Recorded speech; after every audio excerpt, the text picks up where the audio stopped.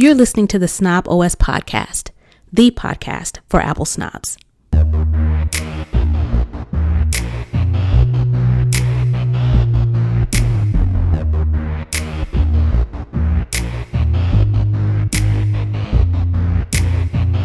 Hey, this is Nica Montford, aka Tech Savvy Diva.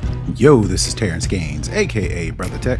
And welcome to the SnobOS show, the show for Apple snobs, where we talk all things Apple and then some. Welcome back, everybody. Post Super Bowl, welcome back for this week. We're going to talk a little bit of a couple things about Super Bowl. But before we get into that, we definitely want to take a quick moment to thank you all for your continued support, to tuning in, to listening, to letting us know, hitting us up on social media, in our Discord channel, all those good things. So with that, a little rundown on what you can expect from this week's show. So a bunch of OSs dropped today, Wednesday. Also, some older versions got an update too. And I think we're going to get a glimpse into what could have been with Apple Car. Also, Super Bowl, as I mentioned before, typically the ads are notable, and they weren't so great this year, and for more than one reason. Also, we're going to talk about Bad Bunny's Ode to Puerto Rico and the Americas. So with that, we're going to go ahead and jump into this week's show. You can also, become a Patreon supporter. Can't forget about that. You can head over to patreon.com/SnobOScast to find out how you can watch the show live and get exclusive content. And as always, definitely don't forget to rate and review the show on Apple, Spotify, and YouTube. With that, we're going to kick it off with the lowdown where we talk all things Apple. Like I said, OS 26.3 dropped across the Apple ecosystem. While there weren't any groundbreaking new features, it seemed to be more of on the user experience improvement side. And according to Apple, the 26.3 updates are focused heavily on bug fixes and improving everyday performance. And outside of your security features, I think there are over 35 security fixes. There are 3 new features that I think are probably worth highlighting, talking a little bit about it. Those 3 things are notification forwarding, transfer to Android improvements, and the limit precise location feature. Now, first up, this notification forwarding. So what this is supposed to do is, first, let me say it's only for phones in the EU. Most of the features that we're going to talk about today are specifically mandated from changes that Apple had to make for the EU. So what this forwarding, what I call notification forwarding means is it will allow you to forward notifications to one accessory at a time. So what this means is if you have 2 smartwatches connected to your iPhone, Apple is saying that Apple Watch, along with a third-party option, you can now forward the notification to the latter. So basically, if you want to use a third-party notification system, you can use that. You don't necessarily have to use Apple's. Now, there is a caveat that's listed in this article in Cult of Mac. It says the notification forwarding works only with one paired device at a time. If you choose to forward notifications to a third-party smartwatch, your Apple Watch will stop showing alerts until you switch the settings back. Again, a reminder, this is a feature that Apple had to put into place by EU regulations. And due to this, it's only available in the EU. So we're going to talk about a couple things that we don't even get to participate in. And honestly, for this notification forwarding, if I have an Apple Watch, why would I want to use a third party? But I guess this is for people who have non-Apple Watches, but they have like a smartwatch. I think this is what this is getting to. Yes, because the EU has been big on Apple not looping everything into their ecosystem. So if you've got a Garmin, if you've got a Tissot T, if you've got an Omega, if you've got any of these higher end smartwatches, the EU wants Apple to allow people to choose, basically.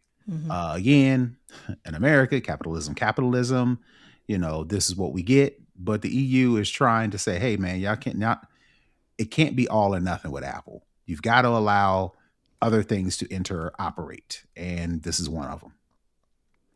And I guess it's not really like you said, it's not really a big thing here.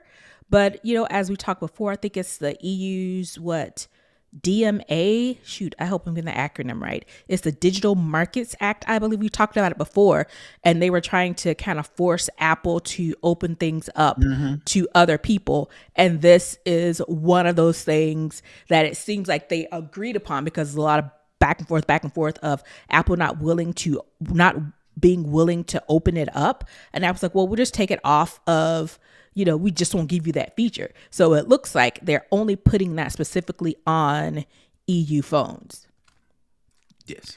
The next thing up is the transfer to Android improvements. And when I saw this, I'm like, why would they make it easier to leave? But again, this is another EU mandated change that allows Apple to make data transfer to Android users easier. And the tool is called, quote, transfer to Android. And what this does is it enables you to transfer your photos, notes, messages, apps, and other data to an Android phone.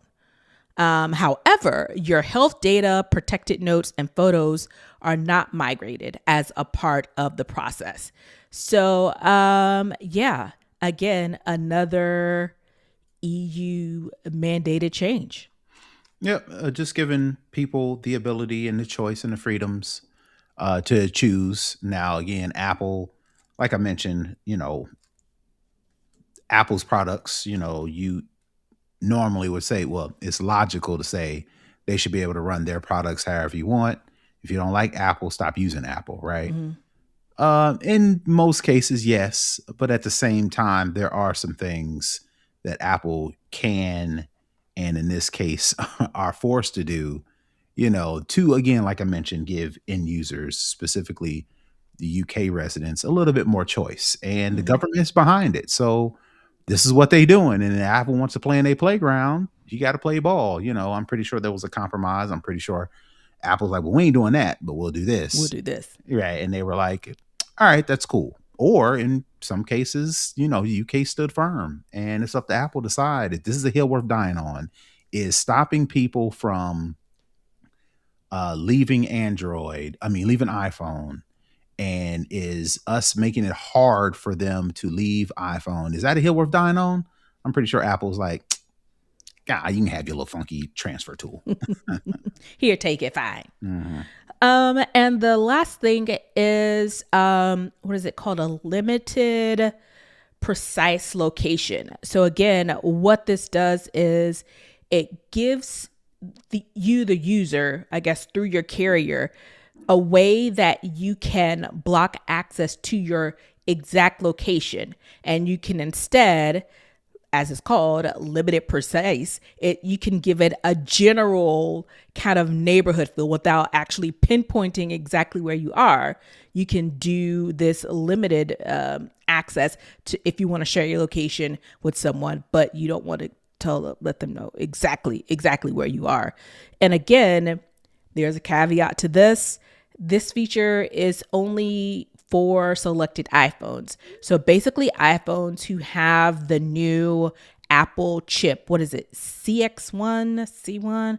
Don't quote me on that. But whatever the new Apple chip is, Apple modem, Apple chip, the chip that drives the network connectivity, is only going to be eligible for iPhone 16e, the M5 iPad Pro, and the iPhone Air. So I'm assuming starting with those devices and going forward, you'll have this capability. And again, it only works with selected networks globally, including Boost Mobile in the US, EE and BT in the UK. I'm assuming those are popular in the UK, and AIS and True in Thailand.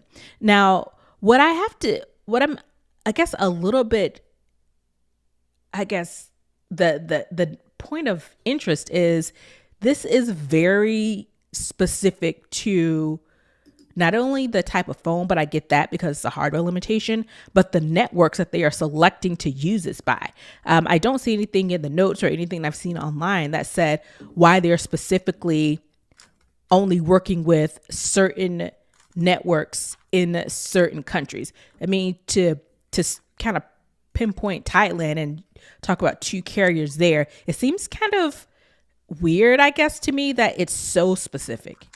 Well, yeah, we won't know regulatory and all that other stuff that goes along with,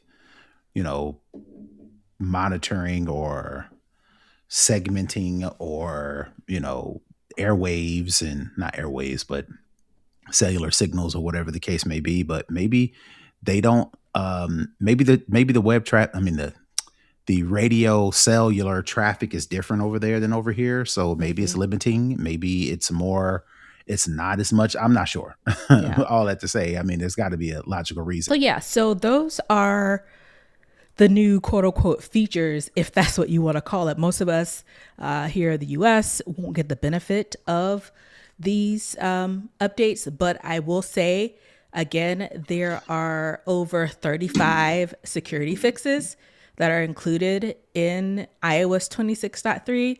So even though you won't get any of the new features, you will get the security enhancements. And if all else fails, it's more important to make sure that my phone is secure because everything is on the phone than some of the features. So again, like we always say, do your updates because it's heavy on bug fixes and security updates, and that's coming straight from Apple. So just be mindful of that. And again, this is across the whole ecosystem. So iPhone, iPad, Apple Watch, tvOS, I think HomeOS, watchOS, macOS. So pretty much across all of the Apple product lines, it's getting an update. So keep that in mind with this, even if we don't get the benefit of the quote unquote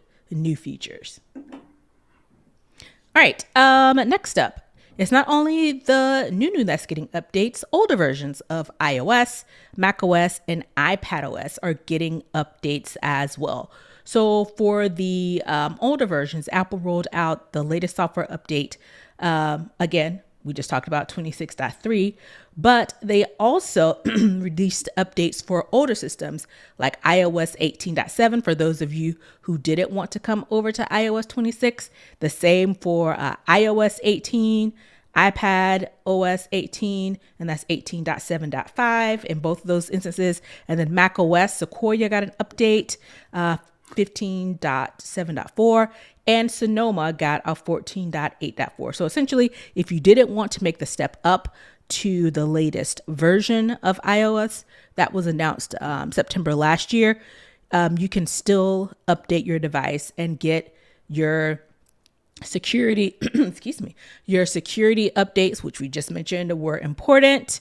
And again, like we said, even if you don't want to go on the new version, just keep an eye out for those updates as well for your older version so that you can ensure that even if you don't want some of the new features, you can still make sure that your device is protected. And that's all this is for, is to make sure that even if you, like I said, you don't do the step up, you still get the same security features because those are some things that kind of go across the board. Mm-hmm. Last thing, we've talked about Apple Car on this show, what we thought it was going to look like, what was going to come, all of these things are going about, but we never did get it, right? And Apple's former design chief, Jony Ive, he's working with Ferrari now and the interior of Ferrari. So maybe this will give us a glimpse into what could have been on Apple Car. So In this article that I found, I believe it was on 9 to 5 Mac, the upcoming Ferrari, I'm going to assume because it's Italian, it's pronounced Luce, was designed by Jony Ive's own consulting agency called Love From.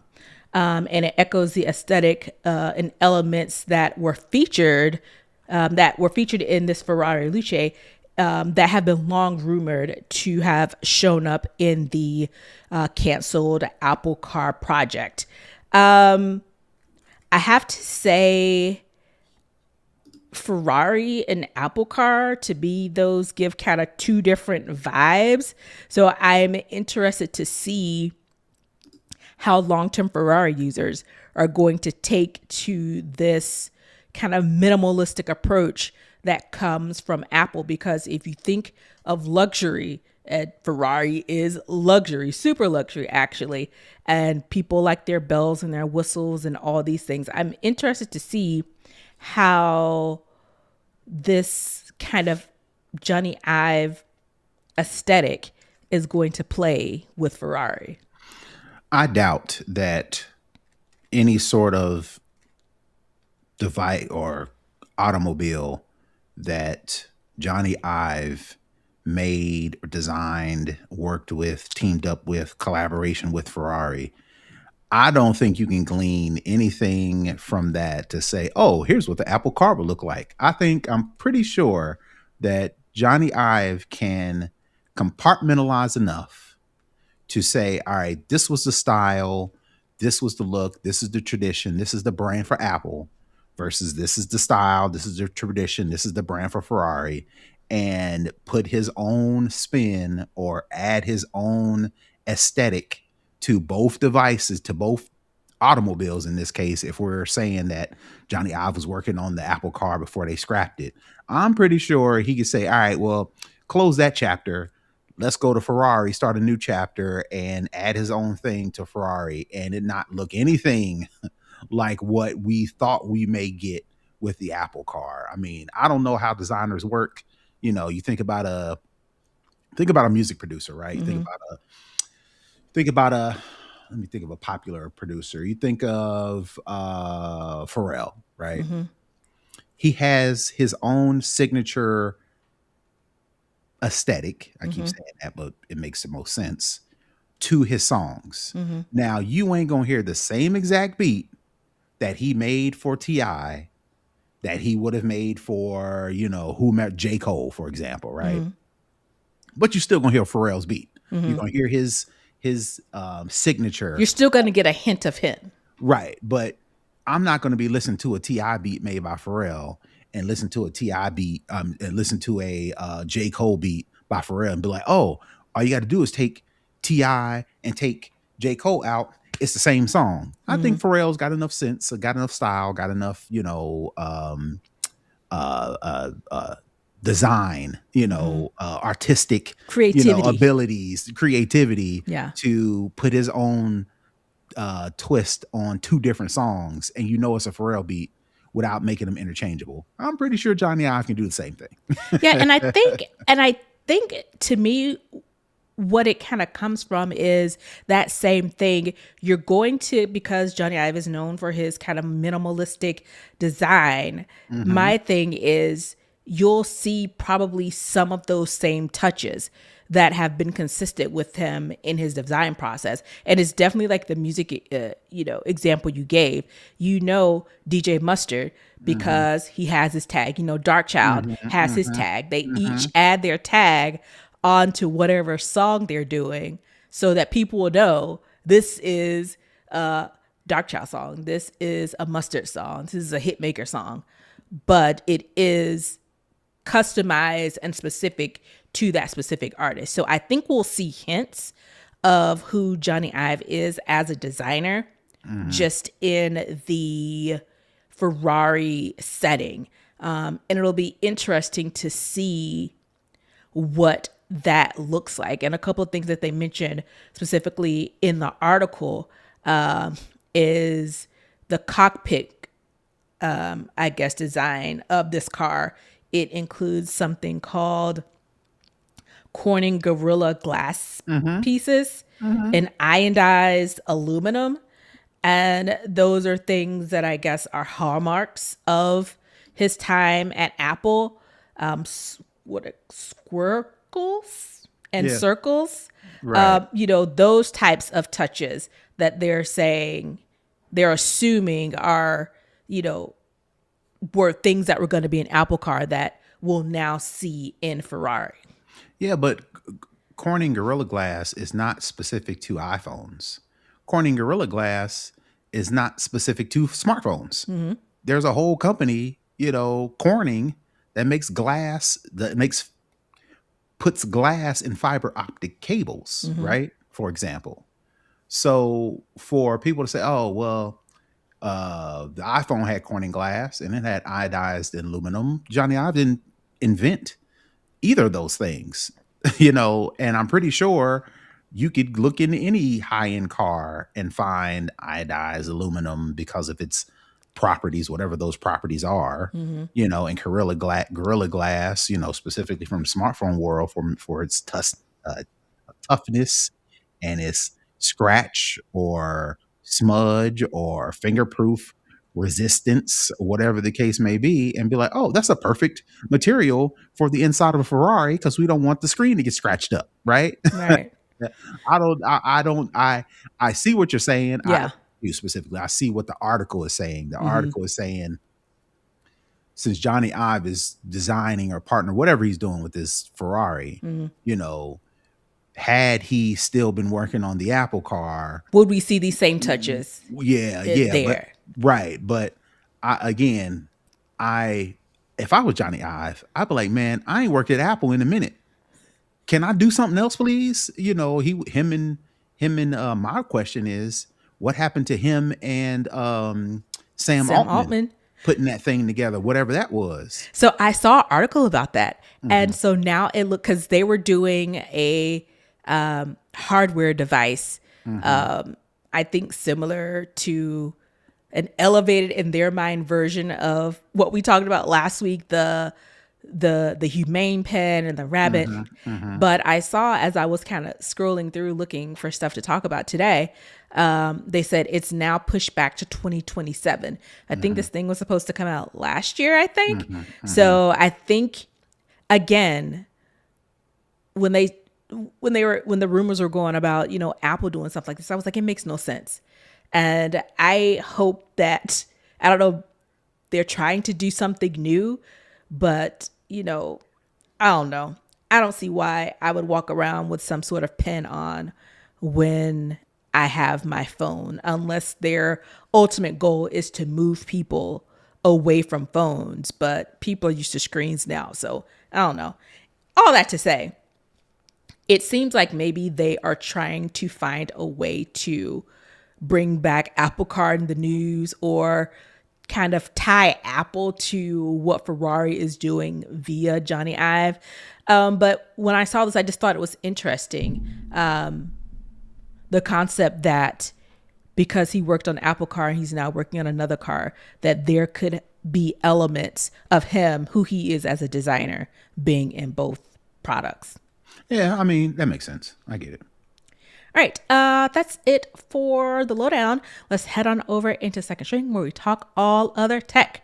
All right, Super Bowl talk is not done. So Super Bowl commercials typically go viral for being funny or interesting or unique, but not so much the case for the Ring commercial during the Super Bowl about helping people find lost dogs. Now, I don't know if you watched the Super Bowl or parts of it, or if you saw this commercial even separate from the actual Super Bowl, but this is the question. Does anybody really believe that this search party, that's what it's called, search party feature, has truly altruistic intentions? So this particular search party feature, it lets users opt in to scan camera feeds nationwide to find, quote, missing dogs, highlighting how Amazon is expanding AI-powered cloud-based neighborhood surveillance. So again, my question is, do you think they created this feature to help people in your neighborhood find your dog? No.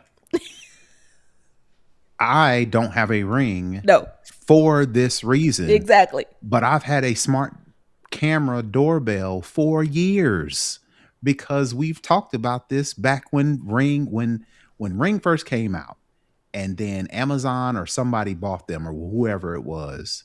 I think it was Amazon. I think it was Amazon.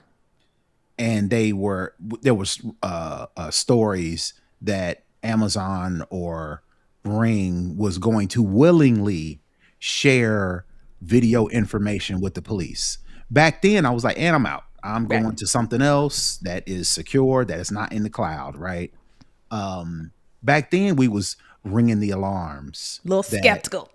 At any moment, your recordings were going to be either for public consumption or was going to be released to the government and or police at the drop of a hat. I'll have to go back and find some of those stories. But back then, the Ring people was like, yeah, if the government come asking, if the police come asking, we giving it to up. them. Yeah. Right. And you already opted in because you ain't opt out.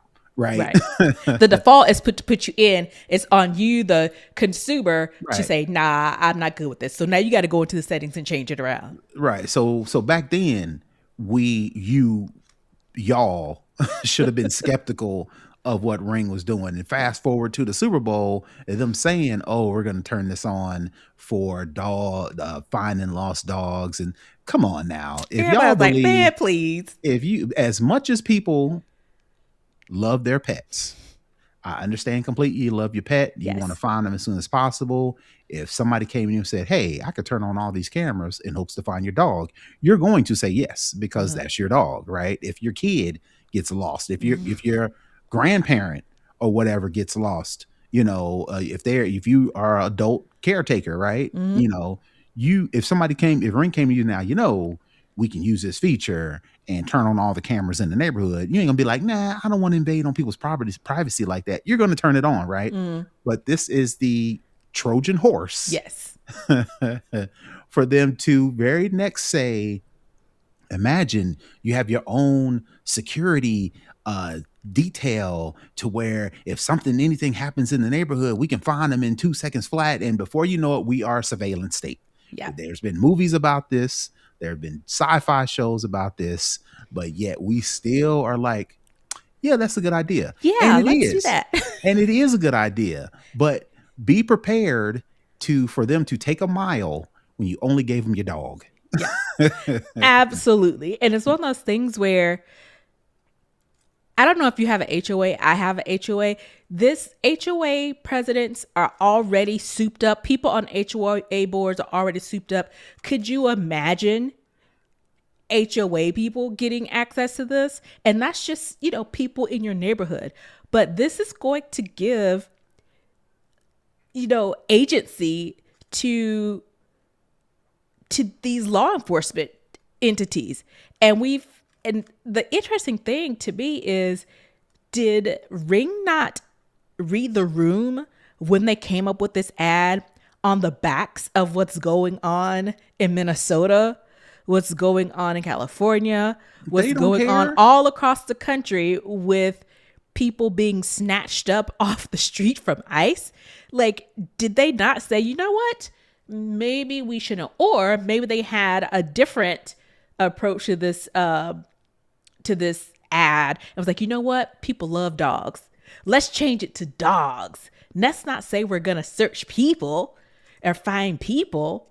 Let's say we're going to find dogs because people love dogs. But the general public saw through this, instantly, because it's like, in what world do you sign up for this? Even if you know that you don't have nothing going on or you're not doing anything wrong, but that doesn't stop people from trying to put something on you. I just watched The Lincoln Lawyer, the new season, and it's one of those same things. It's like, hey, we got to make this stick. So we're going to use all the things we need to do to get where we're trying to get. I mean, people that opt into this, they're nuts. Well, they're not. It's, again, I don't want people to look at this and be like, oh,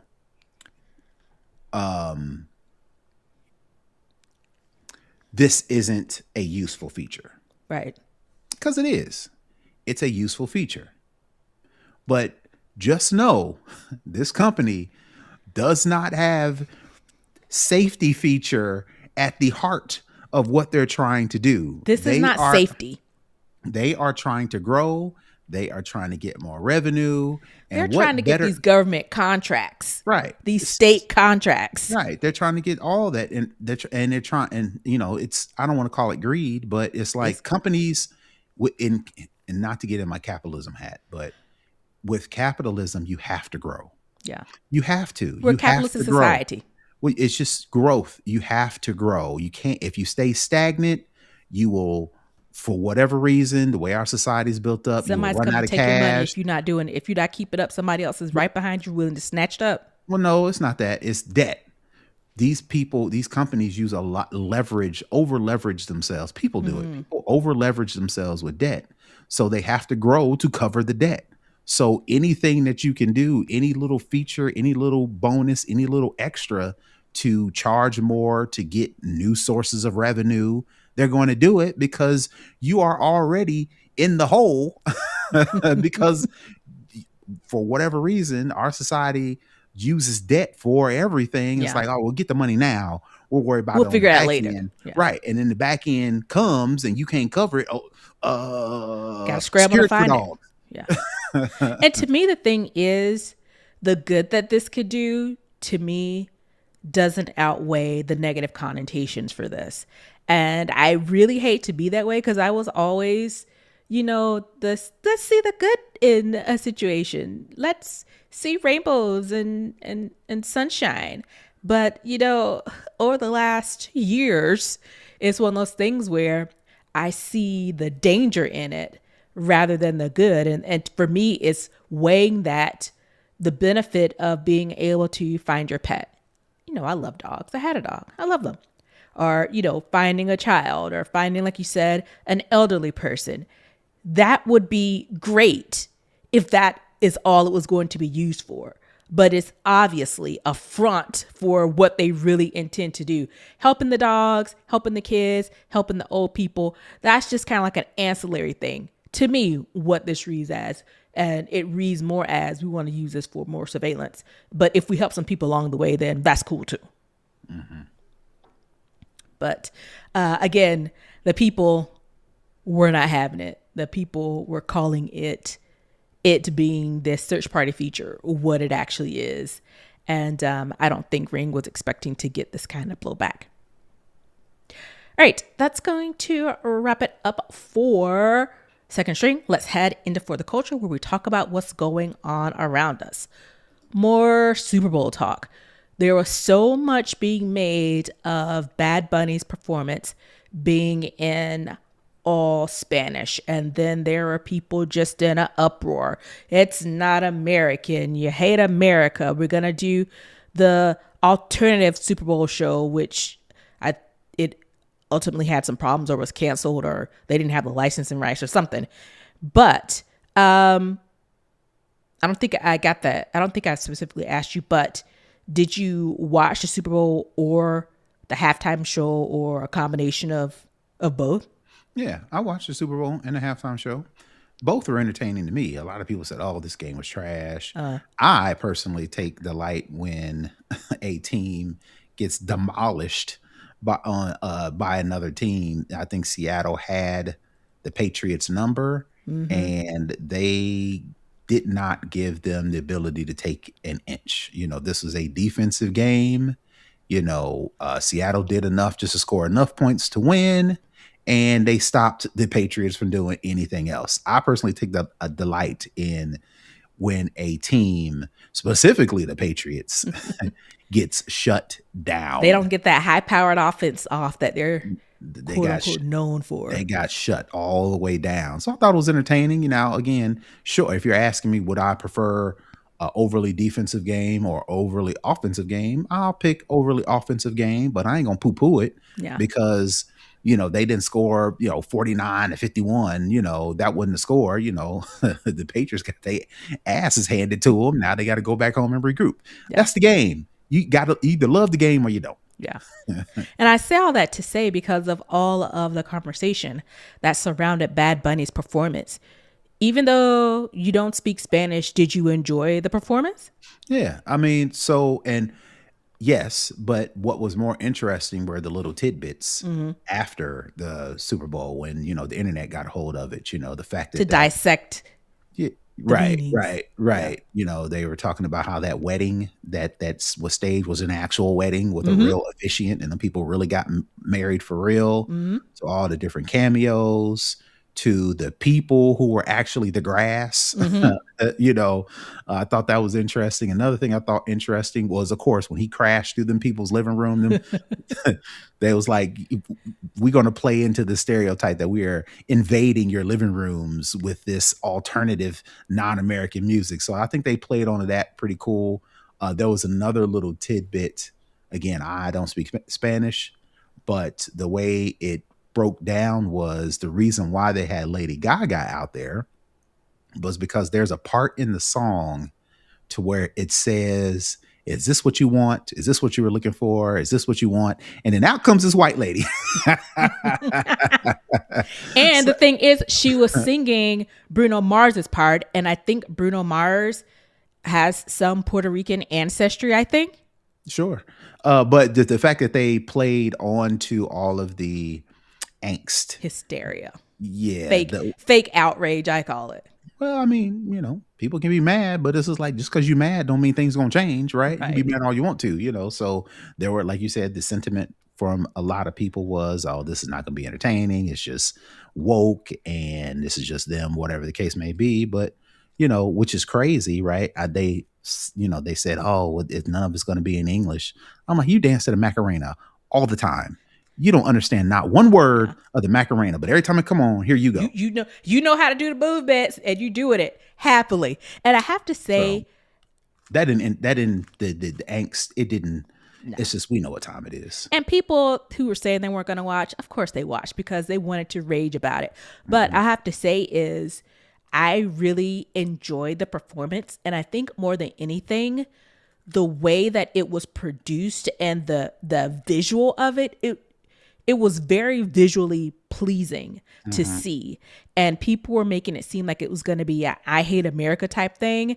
And people think Puerto Rico is a U.S. territory. If you're born in Puerto Rico, you're an American citizen. All that to say, but I can appreciate his performance of, showing the diaspora of Latin communities because you have all different types of races in these communities. And he showed, the